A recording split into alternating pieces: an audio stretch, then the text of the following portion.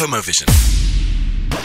I'm Nicholas de Jongh. I'm the theatre critic of the Evening Standard, but suddenly about 2 or 3 years something strange happened to me. I felt I wanted to write a play about John Gielgud, and I did, and it's ended up amazingly in the West End. I keep dreaming about you. Really? I'll do anything good then? Well, you bet you do. You're different, you are. And what's the play about anyway? It's about John Gielgud, who young people probably won't even remember. He was probably the second famous, most actor of the 20th century in Britain. The first place goes to Olivier, but in 1953 he was going home and he went into a cottage and he merely smiled at a pretty policeman, and his world looked as though it was about to come to an end. He was arrested and charged with persistently importuning, and at the time, 1953, homophobia was rife. There was an epidemic of anxiety and fear, and people felt you could catch homosexuality. It was like swigging your first cocktail. Once you'd done it, you wanted more and more.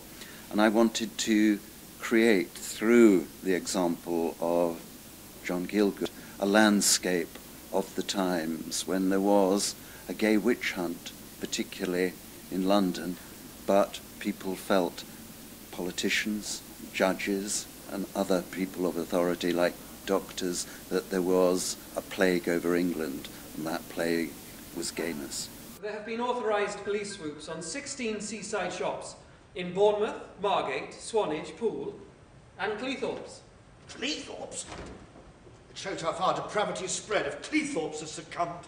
A picture postcard by Donald McGill, destruction order on it, caption, "The further you're in, the nicer it feels." I mean, the actual play as well was more than just that story, isn't it? Yeah, there are 3 stories running. They're all in parallel. John Gielgud is one of the main ones, and a young public schoolboy who's in this public loo at the same time. So they run in parallel to show several versions of life then. The further you're in, the nicer it feels. That little girl's besmirched, her childhood innocence rudely shattered. You don't have to look far to see what's wrong with England. Why is the play important now? Well, we cannot know ourselves or understand ourselves properly if we don't know our history. And it's only 50 years ago that all this happened. And this play's written for anyone over 16 or 18, so they understand from where we've all come. Someone of your age, Simon, will have your eyes pleasurably opened and your heart and mind shocked and moved, and other important things like that. And it's very rare to have such a totally gay play in the West End.